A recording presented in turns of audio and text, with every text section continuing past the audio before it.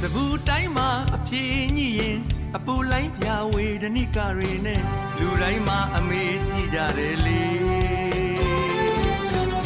မရေရာပဟေလိတွေကြောင့်အသေးချအဖေမသိတော့မှအမေရှိကြတယ်လေချစ်တော်ဝေကဲနဲ့ပြည်တစားအမေလဲအမေကျွေးကျွေးလာတဲ့ဈေးတယ်မအမေလဲအမေအကြောင်းတရားအခြေမွဲတထောင်းစားအမေလဲအမေအမိသားတွေကြည်ထွားစေဖို့စီးပွားအထွေတွေစိတ်ဆွေငွေပထမအိမ်မြေကားနဲ့ငွေသားအမွေပြီးနိုင်မအမေမဟုတ်ရိုင်နဲ့တဲ့တွင်ပါလေ